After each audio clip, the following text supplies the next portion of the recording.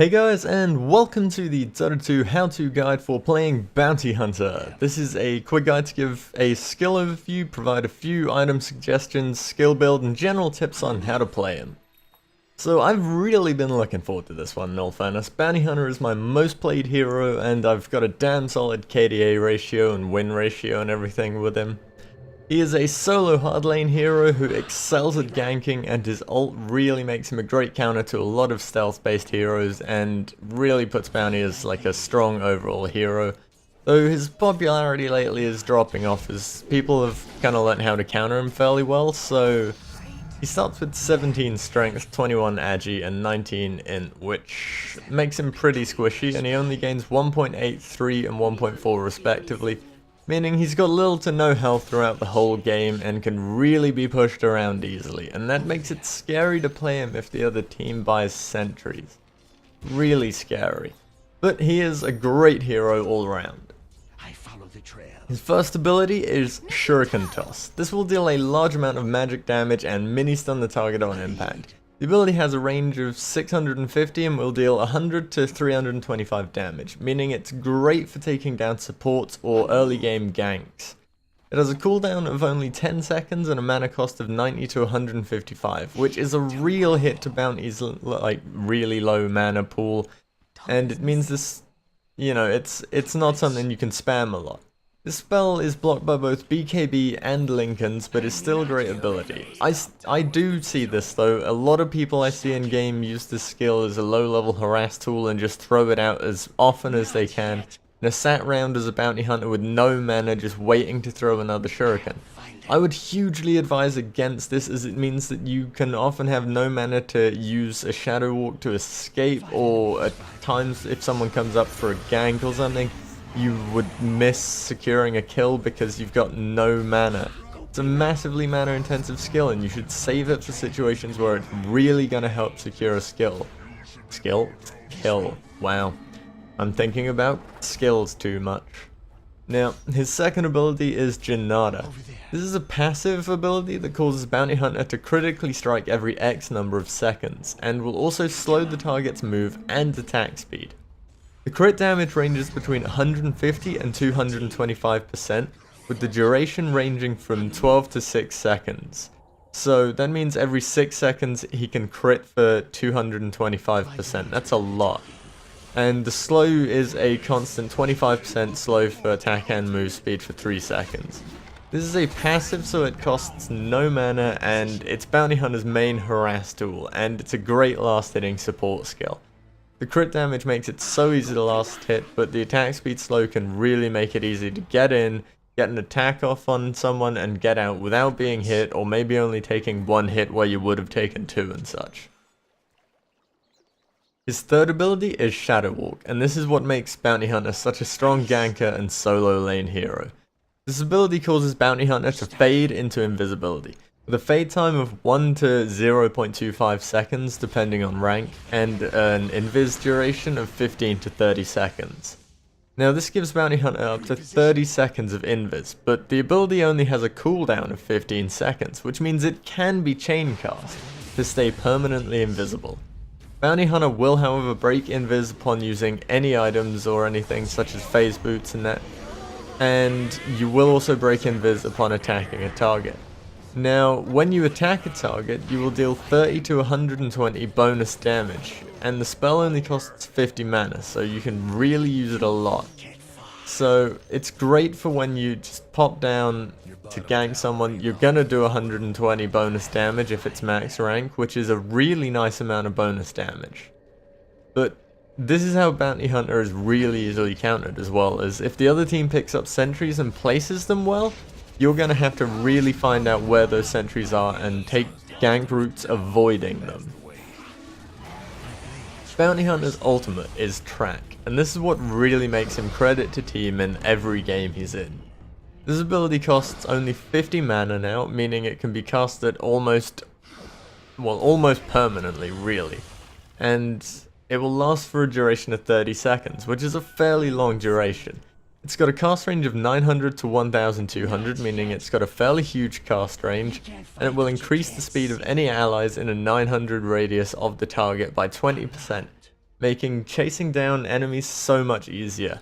The reason why this is such a credit to team skill though is because any enemies killed while tracked will grant Bounty Hunter an additional 150 to 250 gold, and any allies nearby an additional 50 to 150 gold, meaning that a 2 for 3 engage can still be more profitable gold wise if those people were tracked. The ability also gives true sight of the target, meaning that it's damn near impossible to escape. It totally counters stealth heroes like Riki and everything, because if they try to engage, you can chuck a track on them, fight them, and if they've got to run, well, they can't. Track can be purged, however, but it's got a low cooldown of 10 to 5 seconds depending on rank, meaning that at max rank you can really just throw it straight back on the guy that purged it. Waste of a purge to get rid of track, really. Item wise for Bounty Hunter. It really changes on what skill level you play on as to what you start with, but generally for low level games you can grab a Stout Shield, Tango, Salve, and 3 Ironwood branches. In higher level games though, I would kind of recommend swapping out the 3 Ironwood branches and getting yourself a set of Observer Wards. This is because then you can go stop the enemy from stacking and pulling, which really means that you're not going to have to overextend to try and get XP and last hits, and it's going to help you out a huge amount because Bounty Hunter is so squishy. If you have to extend that extra distance, you can die quite easily. Progressing beyond this point, you're going to want to go straight into a Poor Man's Shield and Phase Boots, following that up with either Drums of Endurance or Urn of Shadows. Depends. Drums if you're going for my team needs the extra move speed and my mana is fine. Urn of Shadows if you're going to want to gank a lot and be using a lot of mana. Now, if your team needs to secure ganks, Drums is better. If you're going to gank a lot and are having perfectly fine ganks, Urn of Shadows, and then go straight into an Oblivion Staff. This gives you the extra int for a lot more kind of ability casting and means you can Shuriken toss more. And it also gives you a huge amount of extra mana regen. Now once you've got the Oblivion Staff, you're going to want to work straight towards Orchid, obviously. It's a huge item. It makes your gank so potent because you've got that 30% damage buff that you can put out on someone, plus the track, plus the huge burst damage that Bounty has anyway. Means that ganks are really going to go in your favor and your team's going to start getting a lot of extra gold. Beyond the Oblivion stuff, work towards a Desolator because it gives you the armor reduction on hit, which means that combined with the additional damage you can cause them to take, they are really going to melt so damn fast. Past that, you can aim towards Vlad's if your team doesn't already have a Vlad's, and work towards MKB and BKB. The reasons for MKB and BKB is MKB allows you to engage with Shuriken Toss, and the low cooldown on it means that if someone starts trying to escape, it'll probably be off cooldown again in a chase, meaning you can really throw it at them again. Reason why you can do that once you've got MKB is the mini stun on attacks will interrupt TPs, so it can kind of save, it can save you wasting stuff really, because MKB will interrupt their TP, and so it means you can mini stun at other times to do a lot more damage. And BKB because it makes you infinitely more survivable in team fights. If you're destroying the enemy team and have like a score of 25 to 0 or something, you can also look into grabbing like a Divine Rapier or 2 or 3 Divine Rapiers. That works fine too, because then, everyone dies in one hit. But that's kind of a bit jokey, and you should only ever build that in troll games. I think I've built Divines in about 3 Bounty Hunter games. It's epic just to get multiple Divines and kill everyone. Gameplay wise, you're going to want to be very careful playing as Bounty Hunter. The enemy team can easily kill you in the early game if they have sentries, so keep an eye out for if the other supports have bought sentries and if they've placed one. If they have, play very defensively. You aren't a hero that's hugely reliant on last hits early games, so you can stand far enough back just to gain XP as opposed to playing for last hits. This is because once you've got your ult, your gank should compensate for any lower gold that you have in the early game. Because, your ganks with track should get you a lot of extra gold. And even if the tower falls in your lane because you're going out to gank all the time, because past 6 you should be going all the time to gank whenever you can, and even if the tower falls, the amount of extra gold that you should be getting from track kills really will overtake that tower gold that the other team got. Now, you're going to want to throw track out every time you can, like literally whenever track is off cooldown, put track on someone. This is because it has such a low mana cost that with the amount of regen you have, you can really throw it every single time it's off cooldown. It gives true sight of the enemy, and it gives your team a move speed buff, which means if they overextend at all, your team can get there a lot faster to shut them down, and you get a lot of extra gold. Plus, you can see where they are if they move out of lane at all and everything. It's such a useful thing. I see a lot of people in games only throwing track, like in a team fight that lasts maybe 20 seconds, let's say. They'll throw track on one person. Now at max rank, 20 seconds, you could have tracked 4 people in that team fight. If you've only tracked 1, you're really not doing your job. You've got to pay attention to the track timer and every 5 seconds throw track on someone you can see. Now, beyond that, you're going to want to always focus down a support, really. I wouldn't put Bounty Hunter ever focusing a carry. Why? Because, well, a carry will outdamage you if your stealth is off cooldown, you can't escape again. You're probably going to die versus a carry. Versus a support, you'll be able to kill them almost instantly, and for a big nuke support I would go for, really, such as, you know, Sand King, Enigma. Anyone that's going to really mess up the whole team, just go straight for them. Ignore everyone else, use your stealth to just burst them down in seconds. If you're getting massively fed though, you can pretty much take down anyone as Bounty with the amount of crit damage you do. But, yeah.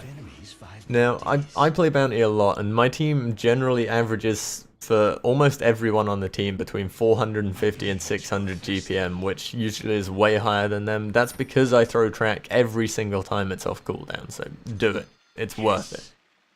Sorry about ranting for track for so long, it's just, it annoys me that people don't track.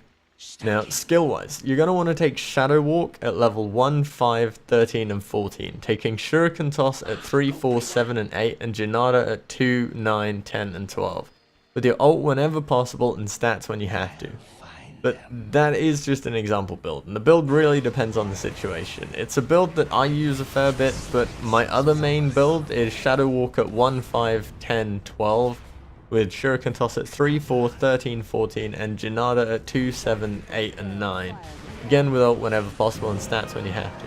Maxing out Janata or Shuriken Toss first really depends on how squishy the other team is and how good you are at mana management. If their other team is really squishy and you've got a decent amount of mana management, always max out Shuriken Toss. If their team's not so squishy and you're fairly good at mana management, I would still max Janata first, and, well, heck, if you're terrible at mana management, max Janata first.